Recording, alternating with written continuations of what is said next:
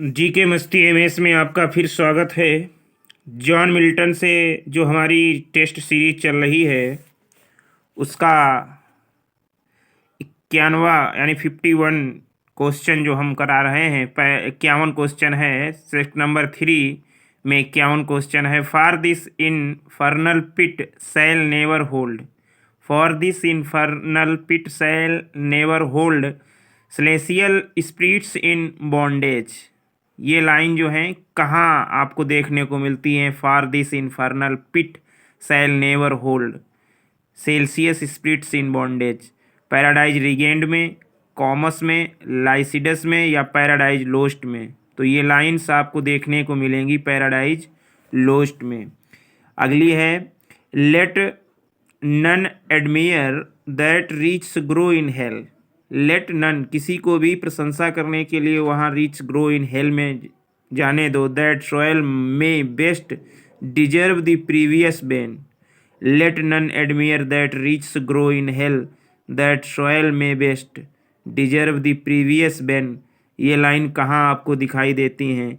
Paradise lost में, paradise regained में या कॉमस में या लाइसिडस में। तो ये लाइन दिखाई देती हैं पैराडाइज लोस्ट में। अगला है rose like an exhalation. Rose like an exhalation with the sound of dulcet symphonies and voices sweet. ये रोज लाइक एन एक्सहेलेशन कहाँ होता है? क्या मतलब रोज लाइक एन एक्सहेलेशन क्या है? जो लाइन दी गई है rose like an exhalation with the sound of dulcet symphonies and voices sweet. तो what rose like an exhalation, ये रोज लाइक एन इलेक्शन क्या है? तो ये है aluminium pandemonium radium, none of this. तो इसमें सही है पैंडीमोनियम। रोज लाइक जो है ये पैंडीमोनियम है। अगला है we read paradise lost as a task. मैंने एक टास्क के तरह पैराडाइज लोस्ट को पढ़ा। नो बडी इवर, कोई भी कभी विश्ड इट लॉन्गर, कोई भी कभी भी इच्छा नहीं करता इसके लंबा होने का। मैंने पैराडाइज लोस्ट को एक टास्क की तरह पढ़ा। कोई भी व्यक्ति इच्छा नहीं करता इससे लंबा कोई भी ग्रंथ। तो ये किसने कहा है? डॉक्टर जॉनसन ने कहा है, बेन जॉनसन ने कहा है या अर्नोल्ड ने कहा है या किसी ने नहीं में से? तो बेन जॉनसन जी ने कहा है कि मैंने पैराडाइज लोस्ट को टास्क की तरह पढ़ा है, कोई भी इससे अधिक लंबा नहीं हो सकता। नहीं, बड़ी काफ़ी लंबा ग्रंथ है। अगला question 55 George Herbert, Thomas Carew, Robert Herrick, Richard Crashaw, Richard Lovelace, Henry Vaughan and Andrew Marvell are Milton's. ये जो नाम लिए जा रहे हैं George Herbert, Thomas Carew, Robert Herrick, Richard Crashaw, Richard Lovelace, Henry Vaughan and Andrew Marvell, ये सभी Milton के फ्रेंड्स थे या एनेमीज या दुश्मन थे या कंटम्पोरेरीज थे या समकालीन थे? तो आंसर है समकालीन थे। अगला है 56 Milton also wrote a Latin poem. Milton एक लैटिन पोएम लिखी है टू एक्सप्रेस हिज सारो on the death of his friend Edward king. अपने मित्र एडवर्ड किंग की मृत्यु वाला दुख वर्णन करने के लिए, एक्सप्रेस करने के लिए मिल्टन ने एक लैटिन पोएम लिखी है। बताइएगा उनमें से कौन है? एपिथैफियम डेमोनेस या एपिथैलमियम या प्रोथैलेमियम, इनमें से कौन सी है? तो आंसर नंबर बी एपिथैलेमियम। ये लैटिन वर्क लिखा है, पोएम लिखी है अपने मित्र एडवर्ड किंग का डेथ पर इन्होंने लिखी है। एपिथैलेमियम नहीं, एपिथैफियम डेमोनिस लिखी है। 57 which one of the following is in attack on the political corruption of the clergy in the English church and a plea for democracy in structure। कौन सा कार्य जिन्होंने पॉलिटिकल करप्शन पर इन्होंने वार किया है और इंग्लिश चर्च पर भी वार किया है, और एक प्ली है फॉर डेमोक्रेसी, मतलब एक सुझाव है डेमोक्रेसी के लिए, ऐसी कौन सी रचना है? ऑफ रिफॉर्मेशन रचना है।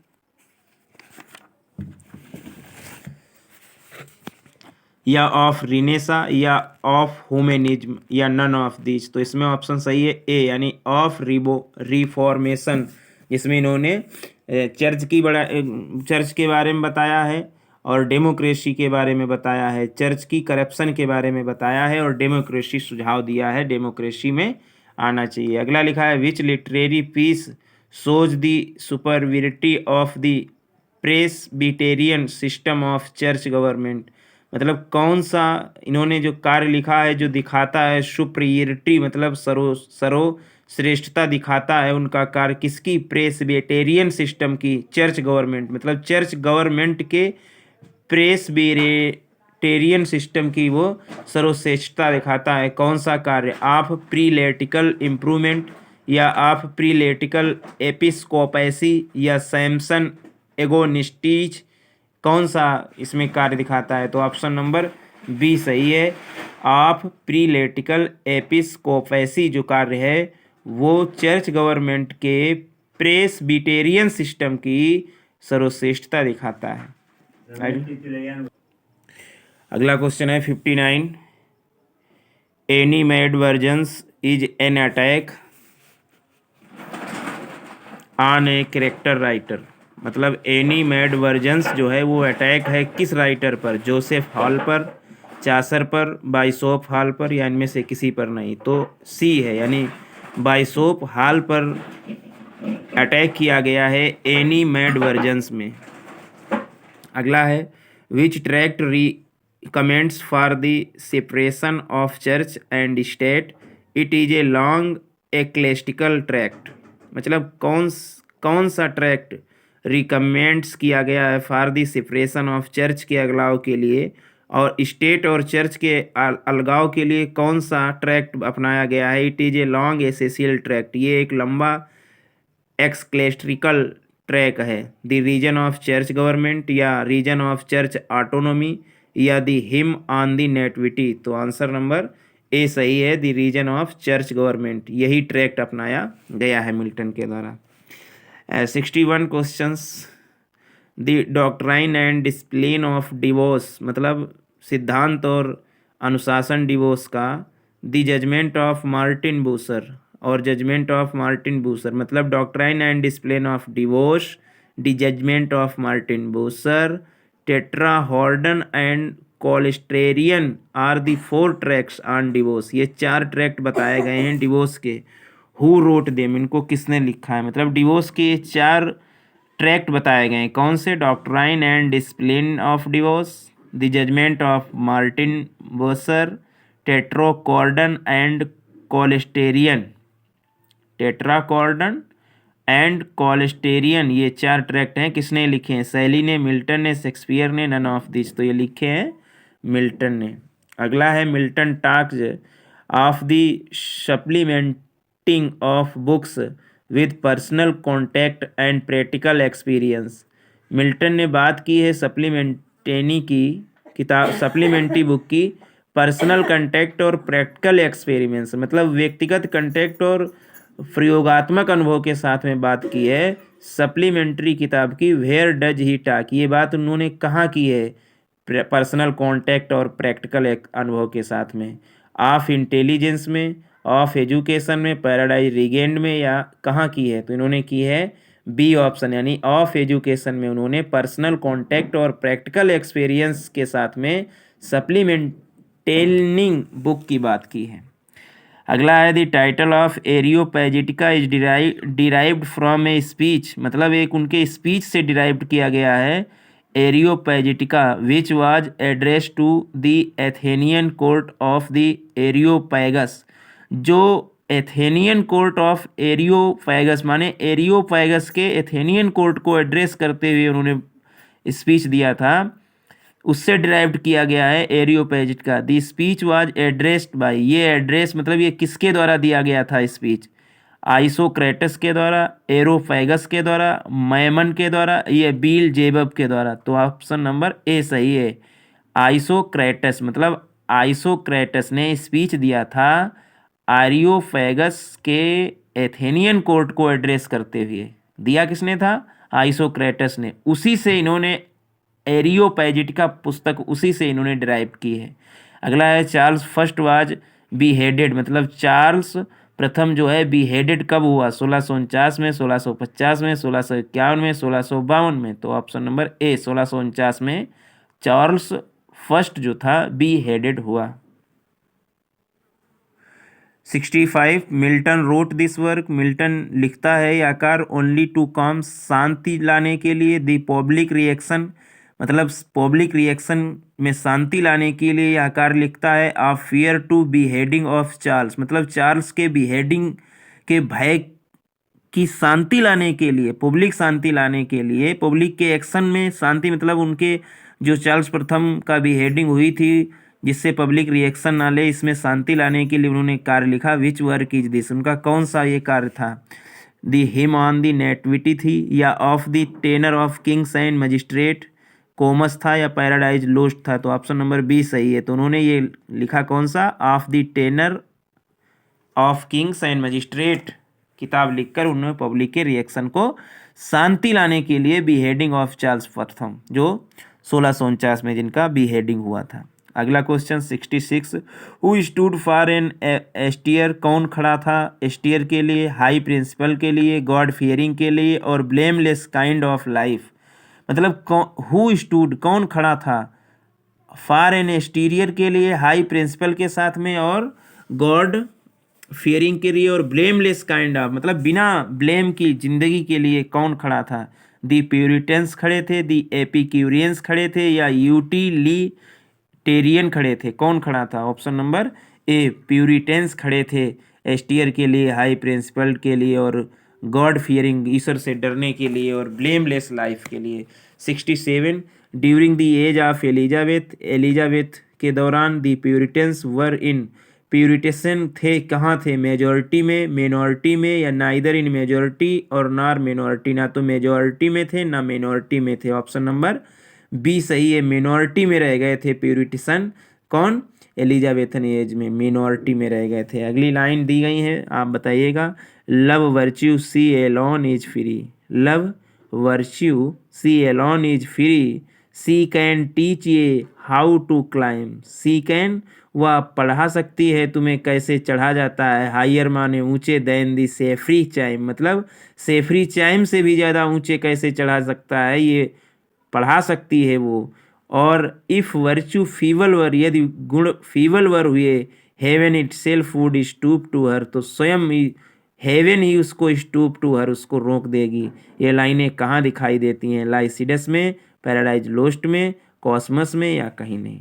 ऑप्शन नंबर सी कॉस्मोस में दिखाई देती है। प्रेम वो गुण है जिस सी एलोन इज फ्री, वह अकेले आज़ाद है और वो तुम्हें सिखा सकती है चढ़ना ऊंचे, सेफ्री चाइम से भी ज़्यादा ऊंचे, या ये good feeble were heaven itself would stop to her, और उसे हेवन ही रोक सकता है और कोई नहीं। अगली 69, let us reign in hell, आओ शासन करें हेल में, since there is more content, अधिक संतुष्टि के लिए, संतुष्टि है यहाँ। To live in liberty though all condemned, जीना स्वतंत्रता में जीना, यद्यपि all condemned then as his vessel blessed, मतलब भले ही हिज वेसल्स ब्लेस्ड की तरह जीना स्वतंत्रता में अच्छा है, और हेल में ही शासन करे।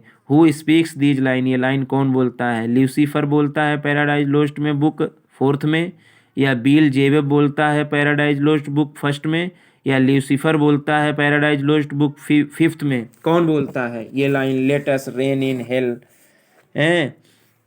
Since there is more content to live in liberty though all condemned then as his vessels blessed? तो ऑप्शन नंबर ए सही है, Lucifer in paradise lost book 4th। Next है, in an international congress of poets, international कवियों की international congress में Milton and Shakespeare would represent the English nation, मतलब Milton और Shakespeare जो थे वो रिप्रेजेंट होते हैं इंग्लिश नेशन, मतलब इंग्लिश राष्ट्र को रिप्रेजेंट करते हैं मिल्टन और शेक्सपियर। हु सेड, ऐसा किसने कहा है? ओलिवर एलिसन ने, या मार्क पैटिसन ने, या लॉन्ग ने? तो मार्क पैटिसन जो है वो कहते हैं कि इंटरनेशनल कांग्रेस मतलब कवियों की इंटरनेशनल कांग्रेस में मिल्टन और शेक्सपियर ही ऐसे कवि हैं जो इंग्लिश नेशन को रिप्रेजेंट करते हैं। अगला है Milton was a passionate man who lived in passionate time. Milton एक पैशनेट आदमी थे जो पैशनेट समय में रहते थे। क्या लाइन लिखी है, मिल्टन एक पैशनेट व्यक्ति थे पैशनेट समय में रहने वाले। किसने कहा है, जॉन वेली ने कहा है, पैटसन ने कहा है, लॉन्ग ने कहा है। तो आंसर नंबर 1 जॉन बेली ने कहा है मिल्टन एक पैशनेट व्यक्ति थे पैशनेट समय में रहने वाले। अगला क्वेश्चन 62 नॉर सेकेंड ही ना तो वो सेकेंड थे that rode sublime upon the seraph wings of ecstasy. Nor second he that rode sublime upon the seraph wings of ecstasy he saw but blessed with excess of light closed his eyes in endless night। he saw but blessed with excess of light closed his eyes in endless night। ये कौन कहता है Milton के बारे में। Nor second he that rode Sublime, वो second नहीं थे जो रोड सबलाइम पर चढ़े हुए थे। अपान दी ऊपर थे सेरेफ विंग्स ऑफ एक्सटेसी, और एक्सटेसी के सेरफ विंग्स के ऊपर थे। वह देखते थे लेकिन ब्लेस्टेड विद एक्सेस ऑफ लाइट, लेकिन लाइट के अधिकता के साथ ब्लेस्टेड थे। क्लोज्ड हिज आइज, उनकी आंखें तो बंद थी। इन एंडलेस नाइट मतलब ना ख़त्म होने वाली रात में उनकी आंखें बंद थी, फिर भी वो अधिक लाइट के साथ देखते थे। ये किसने कहा है, शैली ने, वर्ड्सवर्थ ने, ग्रे ने। तो आंसर है सी, ग्रे ने कहा है, थॉमस ग्रे ने। 73 वाला question, Milton is rightly and justly classified with the two great epic poets of the world. Milton rightly मतलब ठीक तरीके से और निर्णित रूप से क्लासिफाइड किए गए with the two great epic poets of the world, मतलब दो महान इपिक पोएट संसार के, मतलब सही तरीके से और निर्णित रूप से इनको क्लासिफाइड किया गया, होमर और Virgil. This statement is of, मतलब ये स्टेटमेंट कौन है, Milton rightly and justly classified with the two great epic poets of the world, मतलब संसार में तीन ही पोएट हुए, मिल्टन, होमर और वर्जिल। ये सही तरीके से और न्यायपूर्वक कहा गया। ये स्टेटमेंट किसने लिखा है, मतलब ये किसने कहा है, होमर, वर्जिल और मिल्टन ही सही तरीके से संसार में एपिक पोएट्स हैं। ओलिवर हिल्टन ने कहा, प्रोफ डॉब्सन ने कहा या डॉबरी ने कहा। तो ऑप्शन नंबर बी सही है, प्रोफेसर डॉब्सन ने कहा कि संसार में होमर और वर्जिल के साथ मिल्टन ही सही तरीके से एपिक पोएट्स हैं। 74 who appointed Milton to the poet of Latin secretary. Latin secretary की पोस्ट के लिए कौन अपॉइंट करता है मिल्टन को, क्रॉमवेल, चार्ल्स प्रथम या जेम्स। तो क्रॉमवेल इनको अपॉइंटेड करते हैं लैटिन सेक्रेटरी के पोस्ट के लिए। 75 और आज का last, if Milton was a Puritan, यदि मिल्टन प्यूरिटन थे, he was also more than A Puritan, तो वो प्यूरिटन से भी अधिक हो सकते थे। अगर मिल्टन प्यूरिटन थे तो वह एक प्यूरिटन से भी अधिक थे। दिस स्टेटमेंट इज ऑफ, ये स्टेटमेंट किसने दिया, ओलिवर हिल्टन ने, डॉब्सन ने, हाचिंसन ने। तो ऑप्शन दिया है ये हाचिंसन ने दिया है। If Milton was a Puritan he was also more than A Puritan. तो ये आज का इस प्रैक्टिस सेट का लास्ट क्वेश्चन था। Thanks for watching.